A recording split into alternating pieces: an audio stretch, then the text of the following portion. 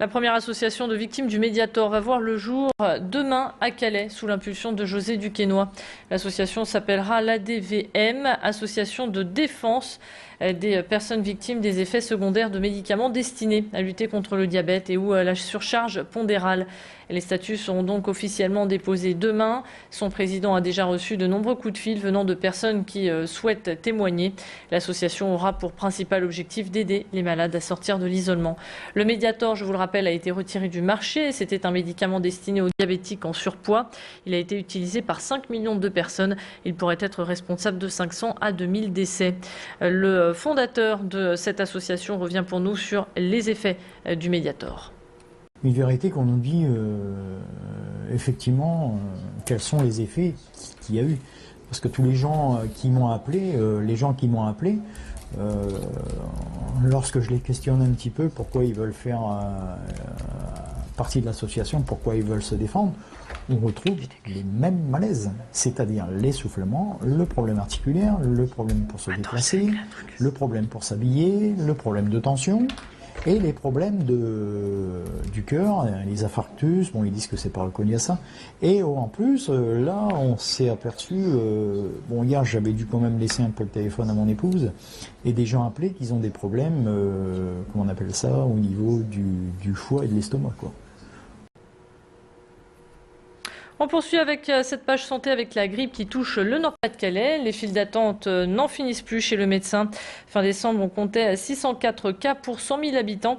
Le seuil épidémique est donc dépassé. La Direction générale de la santé invite les personnes à se faire vacciner, notamment les plus fragiles, les femmes enceintes, les personnes de plus de 65 ans et les patients obèses. Mais depuis la grippe aviaire, vous êtes frileux à franchir le pas. Seulement un Français sur 5 a décidé de se faire piquer. Le docteur Dutoit revient sur ce manque de confiance et se veut rassurant. On l'écoute au micro de Baptiste Blic. Les gens ont été un peu refroidis avec cette campagne de vaccination H1N1 de 2009. Ils n'ont plus très confiance malheureusement dans les vaccins, alors que la vaccination de cette année est tout à fait anodine puisqu'il n'y a pas d'adjuvant. La vaccination est très bien tolérée, elle est recommandée à tout le monde à partir de l'âge de 6 mois. Elle est généralement donc, je vous l'ai dit, bien tolérée. Il y a très peu d'effets secondaires, à part peut-être une petite douleur au point d'injection et quelquefois un petit épisode de fièvre suivant la vaccination. 60 véhicules auraient été brûlés le jour de la Saint-Sylvestre, un nombre officieux provenant de sources syndicales. Selon le responsable régional du syndicat de police Alliance, ce phénomène a tendance à baisser par rapport aux années précédentes. L'amélioration a surtout été visible dans certains secteurs sensibles. Toujours selon la police, cette baisse est due au dispositif mis en place durant la nuit de la Saint-Sylvestre. Pas moins de 600 policiers et CRS avaient été mobilisés pour cette soirée. Explication avec Benoît Lecomte. Un maillage du territoire a été réalisé en prenant en compte les événements des années précédentes. Donc une présence des compagnies républicaines de sécurité qui ont été disposées à certains endroits du territoire. Vous citez l'île Sud, mais il y a aussi Oisem et d'autres zones ciblées, sensibles à cette époque de l'année. Vraisemblablement, cette politique a porté ses fruits.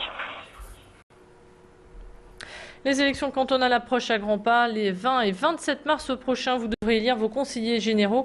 La durée de leur mandat sera de 3 ans, car en 2014, ils seront remplacés par des conseillers territoriaux. Les candidats sont déjà dans les starting blocks. Patrick Caner a présenté aujourd'hui son bilan de conseiller général du canton Lille Sud-Ouest. Il est revenu sur la construction de 3 collèges, également la construction du nouveau pont de Canteleu. Pour éviter les abstentions, Patrick Caner vise sur une campagne de proximité. On l'écoute au micro de Baptiste Blic. Le grand débat qui nous attend, c'est de lutter contre l'abstention. L'abstention qui progresse dans ce canton, comme malheureusement partout en France aujourd'hui. Cette élection va se dérouler sans élection municipale concomitante ou sans élection régionale concomitante. Et donc notre enjeu, ce sera de lutter contre l'abstention et notamment de dire au peuple de gauche que s'il rejette, et à juste titre, la politique injuste du gouvernement et de Nicolas Sarkozy aujourd'hui, il ne faut pas qu'il ne le rejette que dans la tête, mais qu'il le rejette aussi par l'effort si petit à faire, mais en allant voter les 20 et 27 mars prochains.